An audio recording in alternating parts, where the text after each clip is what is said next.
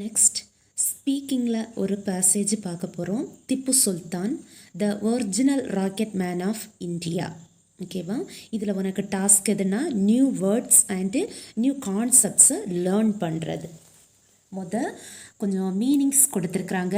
Weaponise, adapted for use as a weapon. வெப்பன்னா உனக்கு தெரியும் என்னது, ஆயுதம். Incorporate, to include something within something else. சரியா? இணைக்கிறது.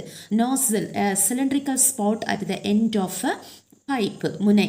Diploid, to move into position for military action. ஓகேவா?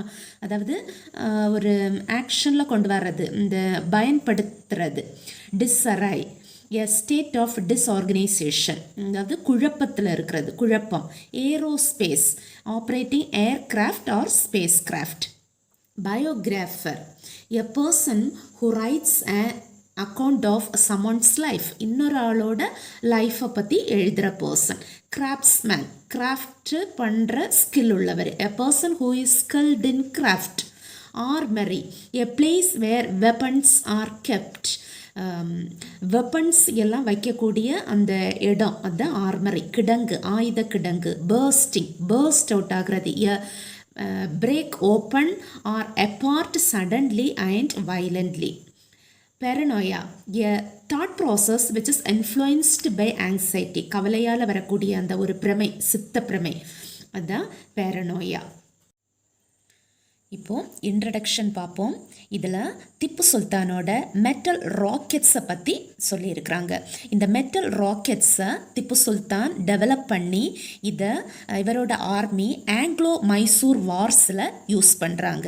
இதனால் பிரிட்டிஷ் ஆர்மிக்கு நிறைய லாஸஸ் ஏற்படுது. இந்த லாஸஸ் மட்டும் அல்லாமல் பேட்டில் ஆஃப் வாட்டர்லூவில் நெப்போலியனை தோல்வியடைய செய்யவும் இந்த மெட்டல் ராக்கெட்ஸ் ஹெல்ப் பண்ணுது.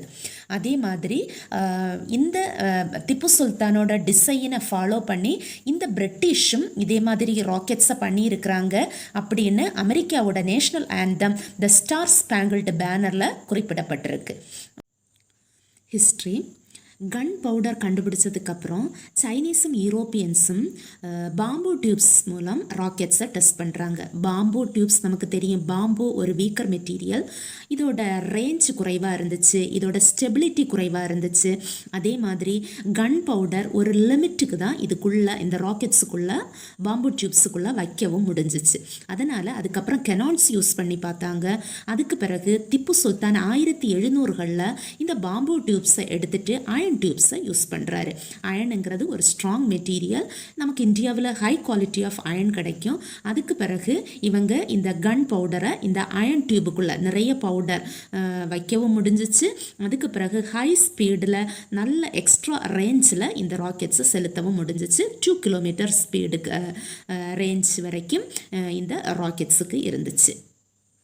நெக்ஸ்ட் என்னென்னா, இந்த திப்பு சுல்தானோட இந்த ராக்கெட்ஸோட டிசைன் பற்றி கொடுத்துருக்குறாங்க. இது உனக்கு ஒரு கொஸ்டினாக பின்னாடி கேட்டிருக்கிறாங்க. இந்த ராக்கெட்ஸை எப்படி பண்ணியிருக்கிறாங்கன்னா, இதுக்கு ஒரு சயின்டிஃபிக் டிசைன் தான். இதில் நம்ம முன்னாடி பார்த்த மாதிரி என்ன இருக்கும், ஒரு மெட்டல் டியூப் இருக்கும். மெட்டல் டியூப்பில் என்ன நிரப்பி இருந்தாங்க, கன் பவுடர் இருக்கும். அப்போ கன் பவுடர் போட்டுட்டு ஒரு எண்டை மூடி ஒரு எண்டை ஓப்பனில் இருக்கும். ஒரு சின்ன துளை, ஒரு முனை இருக்கும். அது வழி தான் இந்த ராக்கெட் போகும்போது கேஸஸ் எமிட் ஆகும். அதே மாதிரி இதில் ஒரு ஸ்வாட் இணைக்கப்பட்டிருக்கும், வால். இதுக்கு ரெண்டு பர்பஸ் இருக்குது. ஒன்று என்னென்னா கைடன்ஸ் மெக்கானிசம், இது ஒரு ஸ்டெபிலிட்டியை கொடுக்குது. அதே மாதிரி இன்னொன்று இதை வெப்பனாகவும் யூஸ் பண்ணுறாங்க. அதுக்கு பிறகு யூஸ் இன் பேட்டில்ஸ். ஓகேவா? இதில் என்னென்னா, இந்த திப்பு சுல்தானோட ஆர்மி இந்த ராக்கெட்ஸை 4 ஆங்கிலோ மைசூர் வார்ஸ்லையும் யூஸ் பண்ணியிருக்கிறாங்க. இதில் ஃபஸ்ட்டு மென்ஷன் எங்கே கொடுத்துருக்குறாங்கன்னா, இந்த மெட்டல் ராக்கெட்ஸை battle of Pollilur during the first Anglo Mysore war இந்த இயர் ஆஃப் 1780ல் ஃபஸ்ட் ஆங்கிலோ மைசூர் வாரில், அதாவது பேட்டில் ஆஃப் பொலிலூரில் இந்த மெட்டல் ராக்கெட்ஸை யூஸ் பண்ணியிருக்கிறாங்க. இதில் இந்த பிரிட்டிஷ் ஆர்மியை, பிரிட்டிஷ் ஈஸ்ட் இந்தியா கம்பெனி ஃபோர்ஸஸை இந்த மைசூர் ஆர்மி இந்த ராக்கெட் ஃபயர் மூலம் விரட்டி அடிச்சிருக்கிறாங்க. மைசூர் ஆர்மின்னா திப்பு சுல்தானோட ஆர்மி பிரிட்டிஷ் ஃபோர்ஸஸை இந்த ராக்கெட் ஃபயர்னால் விரட்டி அடிச்சிருக்கிறாங்க. அதுக்கப்புறம் அவங்களுக்கு தோல்விக்கு அப்புறம் அவங்களில் நிறைய பேரை கைதியாகவும் கொண்டு வந்தாங்க. தென் Tipu Sultan confronts his British enemies during the siege of Srirangapatnam. Tipu Sultan British எனிமியை எதிர்கொண்டது எப்பன்னா சீஜ் ஆஃப் ஸ்ரீரங்கப்பட்டினம். சீஜ்னா அந்த இது முற்றுகையிட்டது. ஸ்ரீரங்கப்பட்டினத்தை முற்றுகையிட்ட போது இவர் பிரிட்டிஷ் எனிமீஸை எதிர்கொண்டது. இதில் தேர்ட் ஆங்கிலோ மைசூர் வாரோட ரெக்கார்ட்ஸில் இந்த திப்பு சுல்தானோட மெட்டல் ராக்கெட்ஸை பற்றி, இந்த மெட்டல் ராக்கெட்ஸ் யூஸ் பண்ணப்பட்டதை பற்றி சொல்லப்பட்டிருக்கு. அதுக்கு பிறகு 1792 February 6 அன்னைக்கு ஸ்ரீரங்கப்பட்டினத்துக்கு பக்கத்தில் இருக்கக்கூடிய காவிரி ரிவர் பேங்க்ஸை நோக்கி லெஃப்டினன்ட் கர்ல் நாக்ஸுங்கிற பிரிட்டிஷ் ஆஃபீஸரும் அவரோட ட்ரோப்பையும் இந்த திப்பு சுல்தானோட ஆர்மி இந்த மெட்டல் ராக்கெட்ஸ் ஃபயர் மூலம் பிடிச்சிட்டாங்க. Battle of Sultanpet Tope. இதில் இந்த பேட்டிலில் ஒருத்தரோட நேம் கொடுத்துருக்குறாங்க, அர்தர் வெலஸ்லி. சரியா, இவரை பற்றி தான் இதில் கொடுத்துருக்குறாங்க.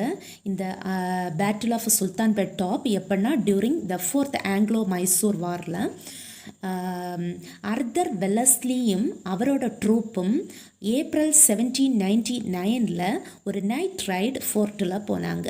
போகும்போது இந்த திப்பு சுல்தானோட ஆர்மி ஒரு ஹெவி ராக்கெட் ஃபயர் நடத்தி இவங்களை எல்லாரையும் பிடிச்சிக்கிட்டாங்க. இவங்க இப்படி ஒரு ராக்கெட் ஃபயரை அது வரைக்கும் பார்த்ததே கிடையாது. இந்த பேட்டிலில் இந்த வெலஸ்லி ரொம்ப அவமானப்படுத்தவும் பட்டார். இதுக்கு பிறகு இந்த வெலஸ்லிங்கிறவர் டியூக் ஆஃப் வெல்லிங்டனாவும் பேட்டில் ஆஃப் வாட்டர்லோவோட ஹீரோவாகவும் மாறினார். Next, influence on history. இதில் ரோட்டம் நரசிங்ஹாங்கிற ப்ரொஃபஸர் இந்த திப்பு சுல்தானோட மெட்டல் ராக்கெட்ஸையும் அதோட ஹிஸ்ட்ரி பற்றியும் ஸ்டடி பண்ணியிருக்கிறாரு. இவர் ஒரு aerospace scientist, professor in mechanical engineering mechanics department in Jawaharlal Nehru centre for advanced scientific research. இவர் என்ன சொல்லியிருக்கிறாருன்னா, நம்ம ஒரு அர்தர் வெலஸ்லி பார்த்தோம் இல்லையா சுல்தான்பேட் டாப்பில், அவர் அடைஞ்ச அவமானத்துக்கு அப்புறம் அவருக்கு ஒரு பயம் இருந்ததே கிடையாது. அதுக்கப்புறம் அவர் ஒரு மிலிட்ரி கமாண்டராக மாறினார். அதுக்கப்புறம் வாட்டர்லூ பேட்டில் நெப்போலியனையும் தோல்வியடைய செய்தார். அதுக்கப்புறம் இந்த ரோட்டம் நரசிங்ஹா என்ன சொல்லியிருக்கிறாருன்னா, நம்ம இந்தியாவில் கிடைக்கக்கூடிய ஹை குவாலிட்டி அயன்ஸுனாலையும் ஹை ஸ்கில்டு கிராஃப்ட்ஸ்மென்னாலையும் திப்பு சுல்தானுக்கு அவரோட ராக்கெட் டெக்னாலஜியை நெக்ஸ்ட் லெவலுக்கு கொண்டு போகவும் முடிந்தது. நெக்ஸ்ட் என்ன சொல்லியிருக்கிறாருன்னா, ஆங்கிலோ அமெரிக்கன் வார்ஸில் பயன்படுத்தப்பட்ட கான்கிரீவ் ராக்கெட்டோட டெவலப்மெண்ட்டுக்கு திப்பு சுல்தானோட ஆர்மரியில் இருந்து கைப்பற்றப்பட்ட ராக்கெட்ஸ் ஒரு காரணமாக இருந்திருக்கு. இதில் சீஸ்ட் அப்படிங்கிற ஒரு வேர்டு இருக்குது, கைப்பற்றப்பட்ட. அதுக்கு பிறகு ஆர்மரி ஆயுத கிடங்கு, திப்பு சுல்தானோட ஆயுத கிடங்குல இருந்து கைப்பற்றப்பட்ட ராக்கெட்ஸ் தான் கான்கிரீவ் ராக்கெட்டோட டெவலப்மெண்ட்டுக்கு காரணமாக இருந்திருக்கு. இதை பற்றி யூஎஸோட national anthem the star spangled பேனரில் குறிப்பிடப்பட்டிருக்கு. அதுக்கு பிறகு இந்த ரோட்டம் நரசிம்ஹா என்ன சொல்லியிருக்கிறாருன்னா, இந்த திப்பு சுல்தானோட rocket technology will remain unquestioned, he will remain the original rocket man of India. இவரோட ராக்கெட் டெக்னாலஜிங்கிறது ஒரு கேள்விக்குறியாக இருக்கும். இவர் தான் ஒரிஜினல் ராக்கெட் மேன் ஆஃப் இந்தியாவாகவும் இருப்பார். தென் 3 டாஸ்க் கொடுத்துருக்குறாங்க. ஃபஸ்ட் உள்ளது ஸ்பீக்கிங் ஆக்டிவிட்டி. உனக்கு அது குரூப்பாக தான் பண்ணுறதுக்கு சொல்லியிருக்கிறாங்க. ஸோ நீ பேசிக்கோ. ஃபஸ்ட் என்ன கொடுத்துருக்குறாங்கன்னா, read the passage and describe the 2 key contributions of Tipu Sultan to India and England. சரியா, திப்பு சுல்தானோட கான்ட்ரிபியூஷன்ஸ் எதுக்கு, இந்தியாவுக்கும் இங்கிலாண்டுக்கும் கொடுத்த கான்ட்ரிபியூஷன்ஸ், அதாவது அவரோட பங்களிப்பு. Justify why you consider them as key contribution. அதை நீ ஜஸ்டிஃபை பண்ணணும். Work in pairs. இது எப்படி பண்ணணும்னா, நீ ரெண்டு பேராக சேர்ந்து இதை நீ பேசி பண்ணணும். இதுக்கு ஆன்சர், நீ ஏதாவது 2 கான்ட்ரிபியூஷன்ஸை எழுதிக்கோ, 2 பேராக பேசிக்கோ. சரியா, இதில் நான் தெரியாதவங்களுக்காக 2 கான்ட்ரிபியூஷன்ஸ் எழுதியிருக்கிறேன். ஃபஸ்ட்டு என்னென்னா, Tipu Sultan used rocket first in India. அதான் நம்ம படித்தோம் இல்லையா, அவர் ஒரு மெட்டல் ராக்கெட்டை டெவலப் பண்ணி ஆங்கிலோ மைசூர் வார்ஸில் யூஸ் பண்ணினார். இதனால் பிரிட்டிஷுக்கு ஹெவி லாஸஸ் வந்துச்சு. இந்த மெட்டல் ராக்கெட்ஸ் தான் ஃபஸ்ட் வெப்பனைஸ்ட் மெட்டல் ராக்கெட்ஸ். அதுதான் இந்த இதில் இருக்குது. அவர் எந்த இயரில் ஏன்னா 1792ல in 1792 the first iron cased rockets were successfully developed and used by Tipu Sultan. He was the ruler of the kingdom of Mysore. அவர் எங்கே ரூல் பண்ணவர்னா Mysore, kingdom of Mysore in India. இதை எதிர்த்து against the larger Britishist India company forces during the Anglo-Mysore wars. Mysore rockets developed and deployed, ஓகேவா, இதை deployed அப்படின்னு மாற்றிக்கோ, by Tipu's army during the Anglo Mysore wars. இந்த Mysore rockets developed and deployed அதை டெவலப் பண்ணி திப்புஸ் ஆர்மியினால் அது யூஸ் பண்ணப்பட்டுச்சு. எங்கே? During the Anglo Mysore wars. இந்த Mysore rockets were one of the first weaponised metal rockets. இதுதான் first weaponised rocket. The British who suffered heavy losses, அவங்களுக்கு நிறைய லாசஸ் வந்துச்சு because of these rockets, were quick to learn and adopt them into their arsenal. சரியா? இது இந்த arsenal அப்படின்னா என்னன்னா அந்த ஆர்மரி தான், அதாவது ஆயுத கிடங்கு. Second contribution, in the Battle of Sultanpet Top, the humiliation suffered in Sultanpet changed Wellesley as a military commander. இதை பற்றியும் நீ எழுதிக்கோ, இது உனக்கு தெரியும். சுல்தான்பெட் டாப்பில் அவருக்கு அந்த அர்தர் வெலஸ்லிக்கு கிடைச்ச அவமானத்தினால அவர் பிற்காலத்தில் ஒரு கமாண்டர், மிலிட்ரி கமாண்டராக மாறினார். அதுக்கு பிறகு இன்னொன்று, Mysore rockets played a big role in the Anglo Mysore wars. இல்லையா? மைசூர் ராக்கெட்ஸ் அல்லனா மெட்டல் ராக்கெட்ஸ் தான் இந்த ஆங்கிலோ மைசூர் வார்ஸில் ஒரு பெரிய ரோல் வகித்தது. Arthur Wellesley was ordered to conduct a night ride on the fort in April 1799. ஏப்ரலில் அந்த ஃபோர்ட்டில் ஒரு நைட் ரைடு போகிறதுக்கு ஆர்டர் போட்டார். Soldiers of the unit and Wellesley who had not faced rockets before. இந்த அர்தர் வெலஸ்லியும் அவரோட யூனிட்டும் இப்படி ஒரு ராக்கெட் ஃபயரை ஃபேஸ் பண்ணினதே கிடையாது. Were shocked and left in disarray. அவங்க ரொம்ப ஷாக் ஆகி குழப்பத்துக்கு ஆளானாங்க. These rockets also influenced the defeat of Napoleon in the battle of Waterloo. இந்த ராக்கெட்ஸ் தான் இன்னொரு பேட்டிலில், அதாவது வாட்டர்லோ பேட்டிலில் நெப்போலியனை டிஃபீட் பண்ணவும், நெப்போலியனை தோல்வி அடையவும் காரணமாக இருந்துச்சு.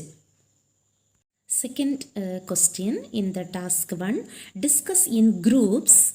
குரூப்பில் நீ டிஸ்கஸ் பண்ணணும். ஒரு 4-5 பேராக குரூப்பு பிரிஞ்சு அதில் நீ comment on the rocket design and craftsmanship of Tipu Sultan in comparison with the rocket designs that are being used in the present day context. சரியா? இந்த ராக்கெட் டிசைன் பற்றி நம்ம படித்தோம். அதில் ஒரு என்னது இருக்கும், மெட்டல் டியூப் இருக்கும், கன் பவுடர் அதில் நிரப்பப்பட்டிருக்கும், ஒரு சைடு ஒரு நாசில் இருக்கும், அது வழி கேஸ் எமிட் ஆகும். இதெல்லாம் நம்ம படித்தோம். அந்த ராக்கெட்டோட டிசைனையும் அந்த திப்பு சுல்தானோட கிராஃப்ட்மேன்ஷிப்பையும் நீ கமெண்ட் பண்ணணும், அதை பற்றி எழுதணும். எது கூட கம்பேர் பண்ணணும்னா, இப்போ இருக்கக்கூடிய ராக்கெட் டிசைன்ஸை பற்றி கூட, அதை இப்போ இருக்கக்கூடிய ராக்கெட் டிசைனை கூட நீ கம்பேர் பண்ணணும். இது நீ குரூப்பில் பேசணும். ஓகேவா? இப்போ நான் கொஞ்சம் எழுதியிருக்கிறேன், நீயாவே ஓனாக எழுத ட்ரை பண்ணு. The rockets had a scientific design as well. இல்லையா? Scientific design. The metal tubes filled with gunpowder. metal tubesல எது நிரப்பப்பட்டிருக்கும்? gunpowder. were closed on one end. ஒரு end க்ளோஸ் பண்ணப்பட்டிருக்கும். and on the other end a nozzle was provided to propel the rocket using the gases it emitted. Then Tipu's designs incorporated swords in the rockets. இதில் ஒரு sword incorporate பண்ணப்பட்டிருக்கு, இணைக்கப்பட்டிருக்கும், which served as a dual purpose. இது dual purpose இருக்கும் இதோட use. The swords acted as a guidance mechanism. எப்படி கொடுக்கும்? அது ஸ்டெபிலிட்டியை கொடுத்து ஒரு கைடன்ஸ் மெக்கானிசத்தை இது பண்ணும். Providing the rocket with stability during the flight. And towards the end of the flight, the swords become a weapon-ஆகவும் இருக்கும். The rockets used to tumble after losing thrust as it came down towards its target, killing or severely injuring the soldiers who came under it. ஓகேவா? Next, rocket designs that are used in the present day context அது கூட compare பண்ணு, இப்போது இருக்கிற சூழ்நிலையில் இருக்கக்கூடிய rocket design கூட compare பண்ணு அப்படின்னு சொல்லியிருக்கிறாங்க. குரூப்பில் நீ டிஸ்கஸ் பண்ணு, குரூப்பில் நீ பேசு அப்படின்னு சொல்லியிருக்கிறாங்க. இதில் அந்த மிசைல் டெக்னாலஜி, அந்த மிசைல் மேனை பற்றி தான் எழுதியிருக்கிறோம். அதாவது டாக்டர் ஏபிஜே அப்துல் கலாமோட மிசைல் டெக்னாலஜியை பற்றி எழுதியிருக்கிறோம். இவர் தான் அந்த மிசைல் டெக்னாலஜிக்கு, மிசைல் ப்ரோக்ராமுக்கு தலைமை தாங்கினார். அதனால் அவருக்கு ஒரு புனை பெயர் வந்துச்சு, இந்தியாஸ் மிசைல் மேன். ஓகேவா? At a time when India was struggling to develop missile technology, he spearheadedனா தலைமை தாங்கிறது, India's effort by serving as the head of the missile program, which earned him the sobriquet India's missile man. சோப்ராகின்னா புனைப்பெயர். earned him the sobriquet India's missile man. Also hailed as India's original rocket man, he made a notable effort in the development of launch vehicles for satellites. அதெல்லாம் நமக்கு தெரியும் இல்லையா, அவர் சேட்டலைட்டுக்கு vehicles launch பண்ணது.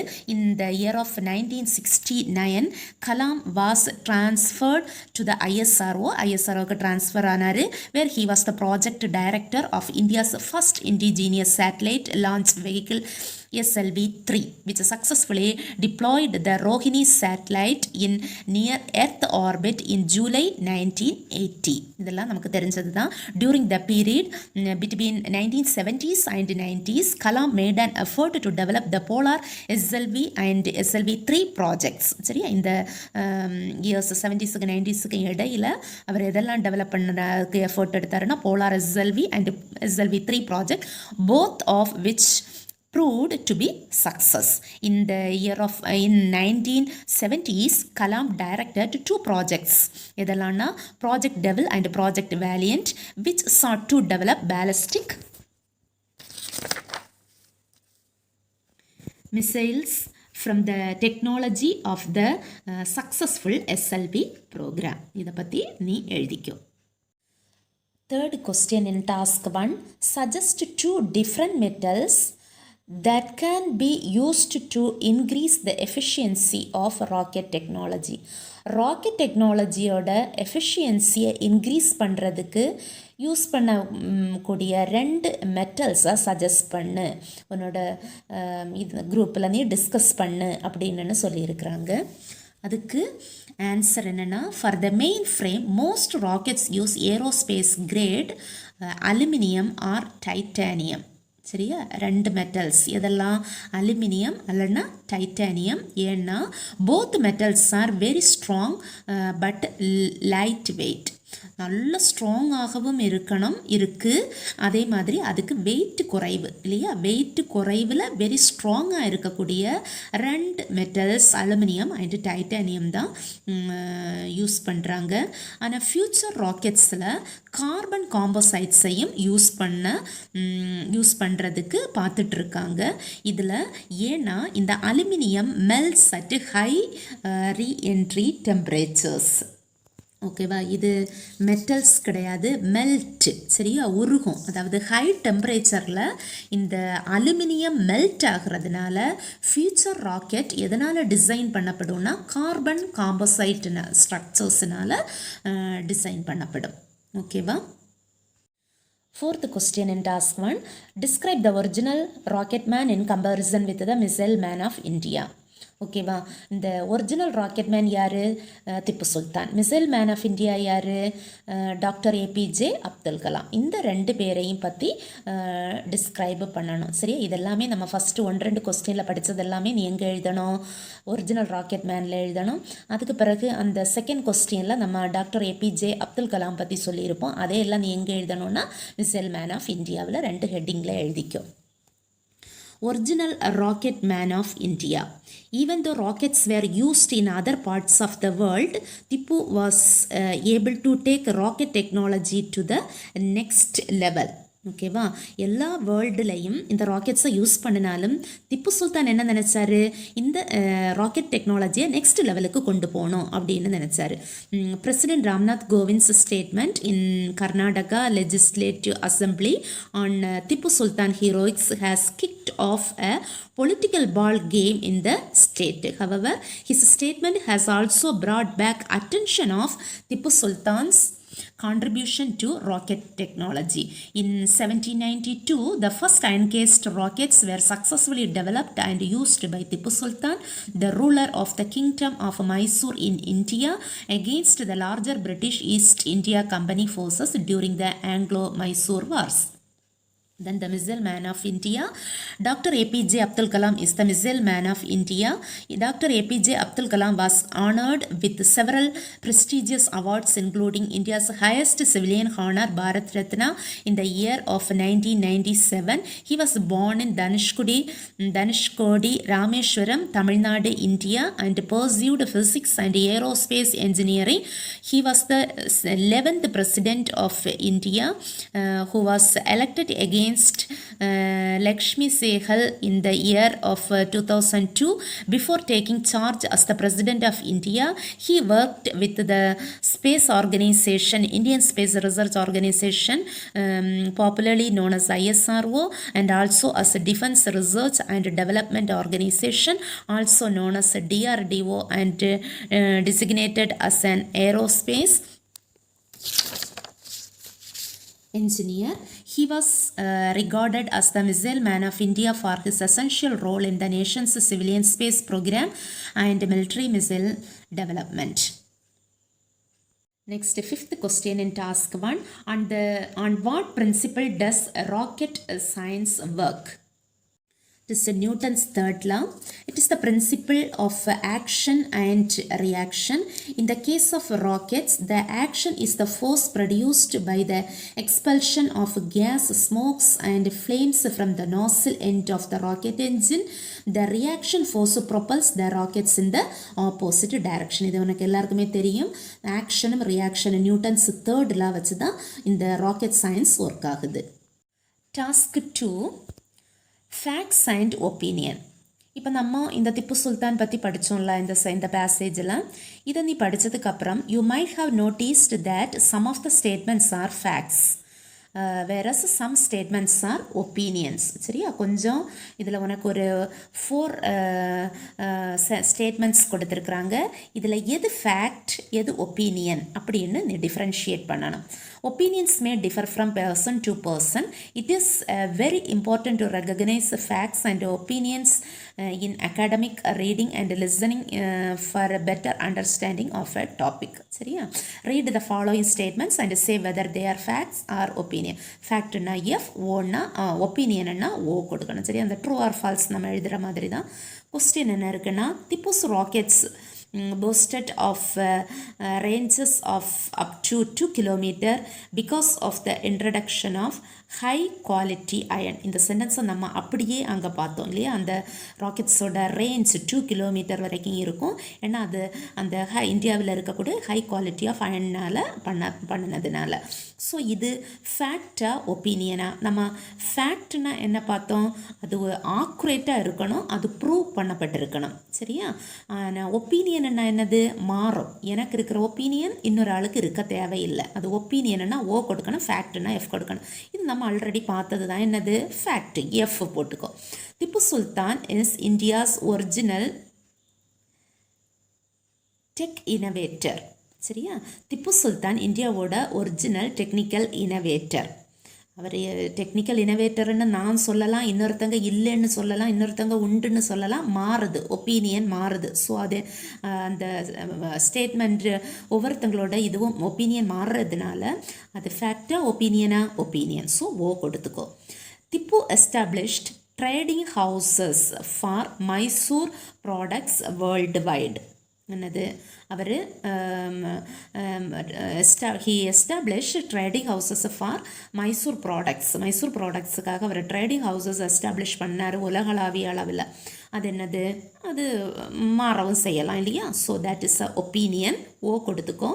According to aerospace scientist Narasimha, the contribution of Tipu Sultan towards rocket technology will remain unquestioned. He will remain the original rocket man of India. அவர் அந்த நரசிம்ஹா என்ன சொல்லியிருக்கிறாருன்னா Tipu சுல்தானோட contribution ஒரு கேள்விக்குறியாக இருக்கும், அவர் தான் ஒரிஜினல் ராக்கெட் மேன் ஆஃப் இந்தியாவாக இருப்பார் அப்படின்னு சொன்னார். அது ஃபேக்டாக ஒப்பீனியனாக அது அவரோட இது இல்லையா, அவர் சொல்லியிருக்கிறாரு.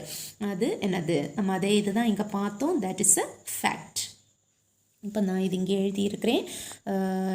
இது இந்த ஃபஸ்ட் உள்ளதுக்கு எஃப், அடுத்துள்ளதுக்கு ஓ, அடுத்து houses for Mysore products world wide, அதுக்கு என்னது ஓ. தென் அக்கார்டிங் டு அந்த இது ஏரோஸ்பேஸ் சயின்டிஸ்ட் இது Roddam Narasimha, the contribution of Tipu towards rocket technology will remain unquestioned. He will remain the original rocket man of India is a fact. இப்போ task 3, use the expressions. ஓகேவா, historians and researchers and other hand regard the tiger of Mysore as a secular progressive king who was constantly on the lookout for the best global technology இல்லையா. Records suggest that he developed industries எல்லாம் அவர் develop பண்ண மாதிரி records இருக்குது. Laid the foundation of the silk trade and encouraged foreign technology. அதில் அவர் foreign technology encourage பண்ணியிருக்கிறாரு. இதில் உன்னோட opinion about Tipu's technical expertise, அதில் திப்பு சுல்தானோட டெக்னிக்கல் எக்ஸ்பர்டைஸை பற்றி உன்னோட ஒப்பீனியன்ஸ் நீ சொல்லணும். நீ சொல்லும்போது இந்தந்த வேர்ட்ஸ் அதில் இருக்கணும். ஐ திங்க் அப்படிங்கிறது இருக்கணும், ஐ பிலீவ் அப்படின்னு இருக்கணும், it seems to me that in my opinion அப்படின்னு இருக்கணும், ஐ ஆம் கன்வின்ஸ்ட் தட் அப்படின்னு இருக்கணும், I feel absolutely certain that அப்படின்னு இருக்கணும். ஸோ டாஸ்க் 3யோட ஆன்சர் ஐ திங்க். இது உன்னோட ஓன் வேர்ட்ஸை நீ போடலாம். ஓகேவா. Tipu created iron tubes filled with gunpowder hoisted them on flags or bamboo poles. I believe அதில் என்ன கொடுத்துருக்குறாங்கன்னா Tipu mounted them on rams for better accuracy and range. இது ஆக்குரசி சரியா, இது ஏன் கிடையாது, accuracy and range. It seems to me that Tipu Sultan's legacy weathers a political hailstorm in Karnataka.